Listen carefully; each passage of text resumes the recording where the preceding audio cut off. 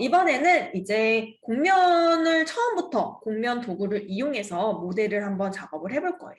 교재 66페이지 보시면은 곡면을 이용한 베젤 모델링에 대해서 작업이 나와 있고요. 요거는 돌출 곡면부터 회전, 수입 기본 곡면이죠. 그리고 편집 도구들. 그리고 마지막으로 두꺼운 피처를 활용한 솔리드 변환까지의 과정을 담고 있습니다. 예제 파일 열어보도록 할게요. 7번 파일 열어주세요.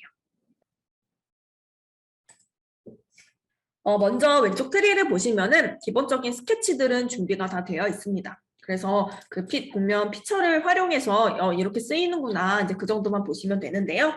먼저 돌출 곡면 스케치가 준비가 되어 있다는 거는 돌출 곡면을 사용을 한다는 거겠죠. 그래서 스케치 왼쪽 트리에서 돌출 곡면 스케치 선택하시고 돌출 곡면 피처에 있는 돌출 보스 베이스 아니고요. 곡면 탭에서 돌출 곡면을 실행해 보겠습니다.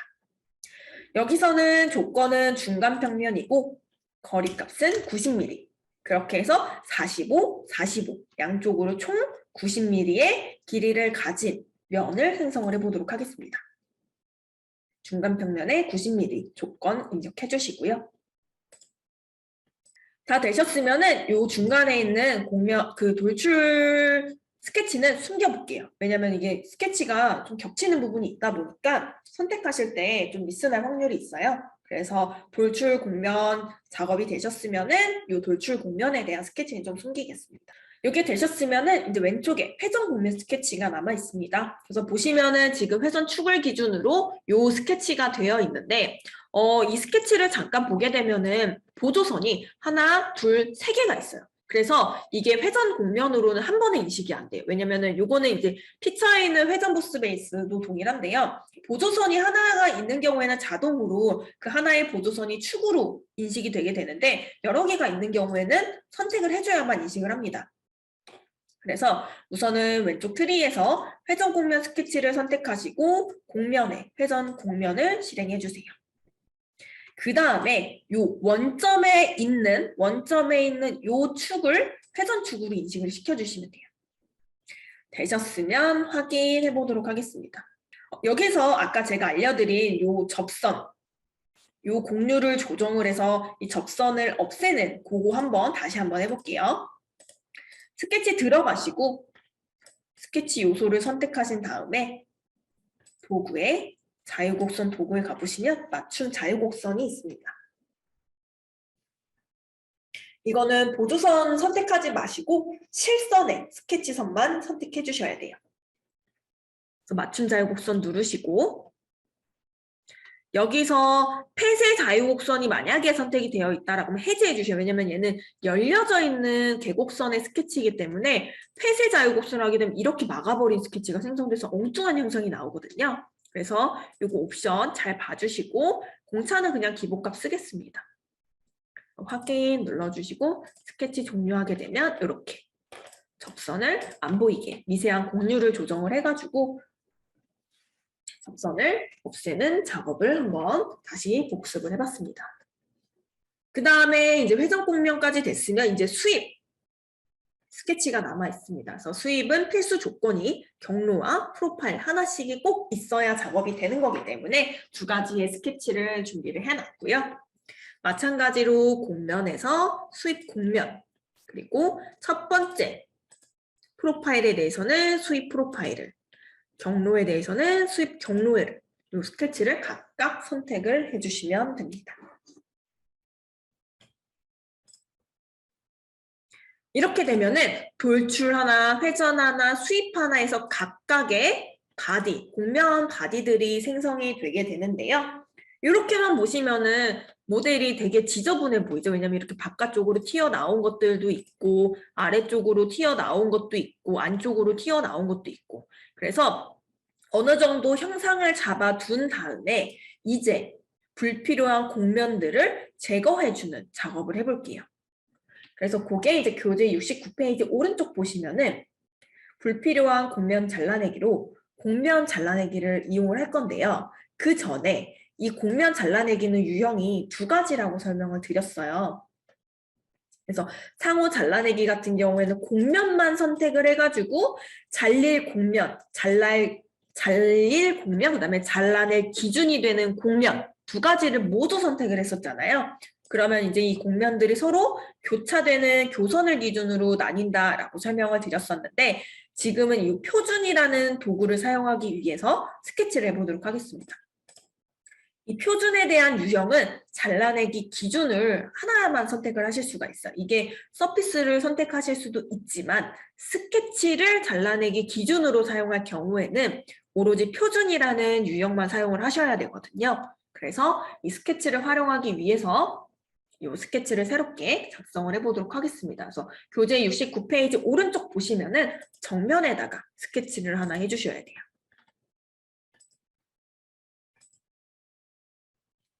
우선은 대칭 영상이라서 저는 이 원점을 기준으로 해서 중심선을 하나 쭉 긋고요. 그다음에 실선을 한쪽에다가만 그려줍니다. 그 다음에 이 중심선과 실선을 같이 잡으시고 스케치 요소 대칭 복사를 해주시면은 이렇게 대칭 영상을 만들어 주실 수가 있어요.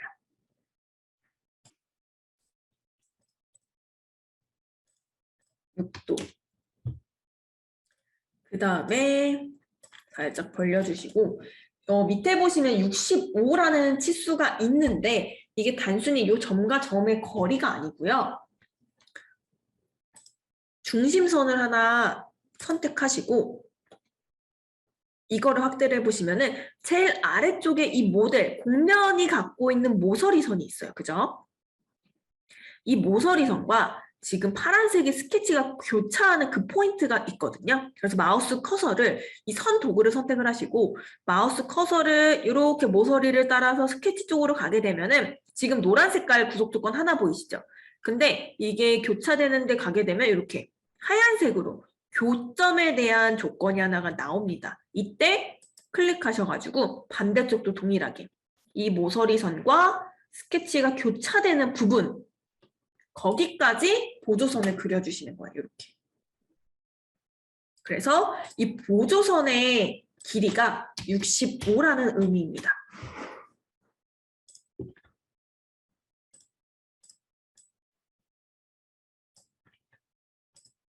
그래서 이 보조선의 길이, 이 바닥의 모서리선과 스케치선이 교차되는 교점과 교점 사이의 거리가 65mm 지정을 해주시면 되시고요. 요게 되셨으면은 이제 곡면 도구에서 돌출 곡면 하도록 하겠습니다. 이때에는 돌출되는 거리값을 입력하지는 않고요. 꼭지점 조건을 꼭지점까지라는 조건을 이용해 볼 거예요. 그래서 꼭지점까지로 해서 여기 제일 끝에 나와 있는 점 있죠. 여기까지 해주시면 돼요. 그래서 잘 모르시겠는 분은 교재 70페이지 왼쪽 이미지 보시면 제가 빨간색으로 꼭지점 표시를 해놨거든요. 그래서 여기까지 해서 돌출 완료해 보도록 하겠습니다. 그러면 아까 3개의 바디에서 지금 왼쪽 돌출 하나, 오른쪽 돌출 하나 떨어져 있으니까 각각 다른 바디로 인식이 되는 거거든요. 총 5개의 곡면 바디가 생성이 되었습니다. 그래서 아까보다 조금 더 지저분해졌는데요. 이거를 곡면 잘라내기라는 도구를 이용해서 작업을 해보도록 할게요. 아까 제가 조금 헷갈려서 잘못 설명드렸는데 지금은 상호 잘라내기라는 조건을 이용하고요. 뒤쪽에 있는 예제에서 제가 표준 조건을 사용을 해보도록 할게요. 그래서 곡면 잘라내기 실행해 주시고 상호 잘라내기 선택하신 다음에 지금 요거는 곡면 바디가 5개가 있어요. 그래서 이거를 모두 선택하고 작업을 하실 수도 있지만 교차되는 요소가 많은 만큼 면 자체가 더 잘 쪼개지거든요. 잘게. 그래서 사실은 요것도 한 번에 작업하시기보다는 조금 나눠서 작업하시는 좀 경험이 중요합니다. 그래서 요거는 뭐 한 번에 얘는 한 번 해야 되겠다, 얘는 2번을 나눠야 되겠다, 3번을 나눠야 되겠다. 이게 바로 보이지는 않으시겠지만 몇 번 작업을 하시다 보면은 좀 그런 거에 대해서 경험이 생기실 거예요. 그래서 이거는 어쩔 수 없이 좀 작업을 많이 해보셔야 좀 판단이 되는 부분이라서 이번 예제에서는 저는 3번 나눠서 작업을 해보도록 할게요. 그래서 우선은 상호 잘라내기로 곡면 잘라내기를 실행해 주시고 선택되는 면, 얘는 잘릴 면과 잘라내는 기준 다 선택을 하는 거잖아요. 그래서 잘 보세요. 먼저 방금 돌출로 작성한 2개의 곡면과 맨 처음 돌출로 작성한 곡면 요 3가지 바디를 선택을 해줍니다. 그 다음에 선택 제거 옵션을 선택하시면 제가 마우스로 클릭한 거가 사라진다라고 말씀을 드렸잖아요. 그래서 최종적으로 보존할 게 저는 이렇게 각진 U자형의 면만 보존을 할 거거든요. 그러면 지금 바깥쪽 없어져야 되고 아래쪽 없어져야 되고 마찬가지로 여기 바깥쪽도 없어져야 됩니다. 그래서 교재가 보실 수 있는 분들은 70페이지 오른쪽 보시면 파란색 곡면이 이제 잘라내기 도구로 여기서 3가지 선택하는 거고요. 제거할 곡면이 보라색으로 표시되는 면입니다. 그래서 실제로 남아야 되는 면이 화면에 노란색으로 표시되는 이 각진 U자형의 면이 미리 보기로 표시되면 되시는 거고요. 요거는 그 온라인 교육이다 보니까 실제로 작업 화면을 제가 같이 봐드릴 수가 없어서 우선은 저는 작업이 다 됐다라고 판단하고 넘어가도록 할게요. 이 상태에서 다시 곡면 바디의 숫자를 보면 이 잘라내기 전에는 5개가 있었는데 지금 결과가 붙어버리다 보니까 3개의 곡면만 남아 있습니다. 마찬가지로 이제 2번째 곡면 잘라내기를 실행을 해보도록 할게요. 우선 상호 잘라내기로 방금 남았던 곡면과 그 다음에 수입으로 작성했던 곡면 2가지를 기준으로 잡습니다. 그리고 이번에는 선택 보존, 내가 선택한 거 빼고 나머지는 모두 지우겠다라는 옵션을 선택을 해볼 거고요. 보존할 곡면은 요 안쪽에 가운데에 요거 중간면 그리고 바깥쪽에 수입한 면. 아까랑 옵션이 반대죠. 그래서 이 미리 보기로 표시되는 면이 제거되는 면이라고 보시면 돼요.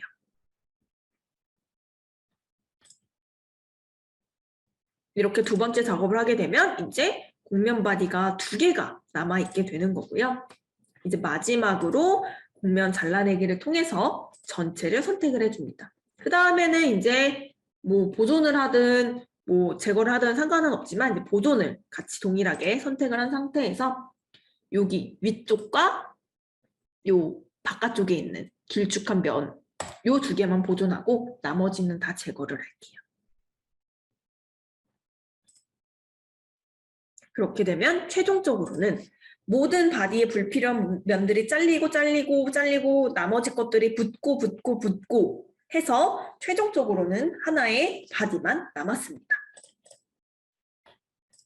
그래서 작업이 다 되면은 이 상태에서 이제 두께를 줘서 솔리드로 변환을 할 수도 있지만 혹시나 뭐 못딱이라든지 필렛을 줘야 된다 하실 경우에는 두께를 주기 전에 이제 표현해 주시는 게 좋습니다. 왜냐면은 지금 두께 값이 없기 때문에 얘는 바깥면이나 안쪽 면이나 동일한 면이거든요.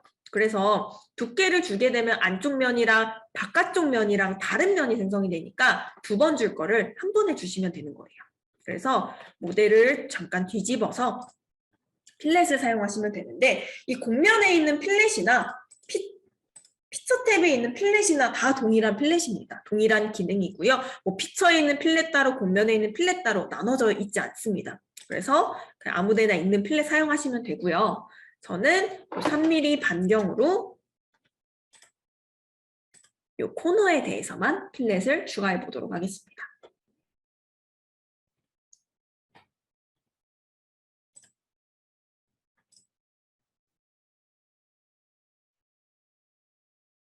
네, 요게 다 되셨으면은 다시 원래대로 뒤집어 주시고요. 아까 뒤쪽에다가 줬는데 앞쪽에서도 표현이 되죠? 두께가 없기 때문에 안과 밖의 면이 동일합니다. 그래서 이제 마지막으로 두꺼운 피처를 통해서 두께를 부여를 해볼 건데요. 아까 솔리드로 변경하는 도구는 곡면 붙이기와 두꺼운 피처 2가지가 있다라고 말씀을 드렸어요. 이 두꺼운 피처 같은 경우는 첫 번째, 단일 바디여야 합니다. 이 곡면, 솔리드로 변경할 곡면 바디가 한 개여야만 작업을 하실 수가 있어요. 그리고 곡면 붙이기는 여러 개의 곡면 바디를 붙인다라고 말씀을 드렸잖아요. 그래서 이 곡면 붙이기는 여러 개의 곡면 바디를 붙이면서 솔리드로 변경하는데 이런 식으로 열려져 있으면은 이렇게 뚫려져 있는 거죠. 붙이기로는 하실 수가 없어요. 곡면 붙이기는 완전히 모델이 다 겉면이 막혀져 있는 상태에서만 여러 가지의 곡면을 붙이면서 전체가 다 막혀져 있는 그런 형상에 대해서만 붙이기를 적용을 하시는 거고요. 이렇게 뚫려져 있고 바디가 하나인 경우에는 두꺼운 피처를 이용을 하시는 거예요. 그래서 이 모델에 대해서 두께값 1mm를 기준으로 해서 이 바깥쪽으로 두께를 붙여보도록 하겠습니다. 이렇게 되면은 아까 곡면 바디에서 솔리드 바디로 형상이 유형이 변경된 걸 보실 수가 있고요. 이거에 대해서 단면을 잠깐 잘라보게 되면 안쪽에가 우리가 작업한 서피스 바디였잖아요. 이게 이 면의 방향과 수직하게 두께가 들어갑니다. 수직하게. 그렇기 때문에 이렇게 일자로 들어가는 게 아니라 수직하게, 왜냐하면 두께를 유지를 해야 되기 때문에 수직하게 들어가다 보니까 이러한 부분은 신경을 써주셔야 돼요. 지금 보면 끝면이 이렇게 올라가 있잖아요. 그래서 이러한 마감 작업까지 한번 완료를 하고 이 예제를 좀 맞춰보도록 할게요. 그래서 이러한 부분을 잘라내는 걸로는 뭐 평면을 만들고 곡면으로 자르기를 사용을 하실 수도 있지만 저는 이번에는 방사면을 한번 이용을 해볼게요.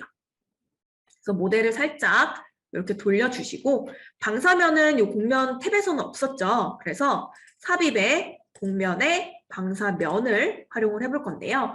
이 방사면 다시 설명을 드리면은 선택한 모서리선 기준으로 선택한 평면의 방향에 따라서 입력한 거리값만큼 면이 생성되는 기능입니다. 그래서 요거 같은 경우에는 이렇게 지금 요 모서리 라인을 기준으로 안쪽을 잘라줄 거거든요. 그래서 선택을 하실 때 요 바깥쪽 모서리를 잡아줄 거예요. 바깥쪽 모서리를.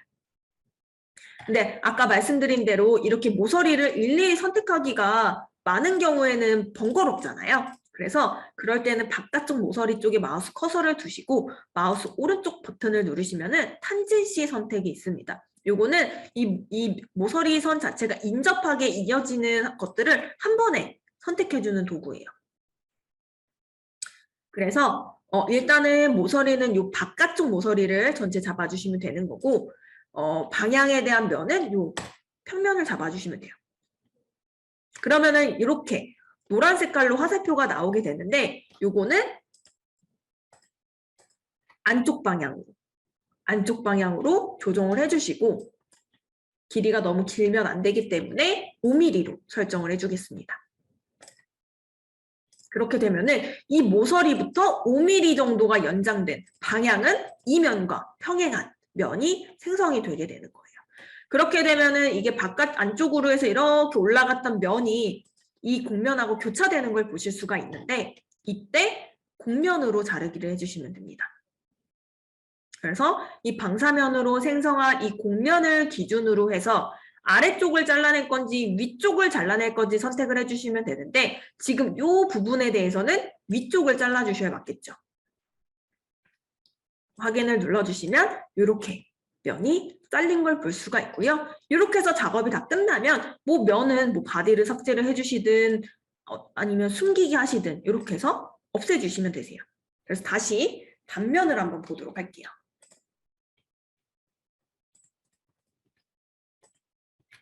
정면을 보게 되면 아까 같은 경우에는 이렇게 바깥쪽으로 이렇게 올라가는 형상이었다라고 하면은 이걸 기준으로 안쪽에 있는 이 부분을 삭제를 해줬기 때문에 평평한 바닥을 보실 수가 있습니다. 그렇게 해서 이번 예제 같은 경우에는 처음부터 서피스를 이용해서 모델의 형상을 정의를 한 다음에 두꺼운 피처라는 기능을 이용해서 두께값을 부여해 솔리드 유형으로 변경하는 예제를 좀 진행을 해봤습니다.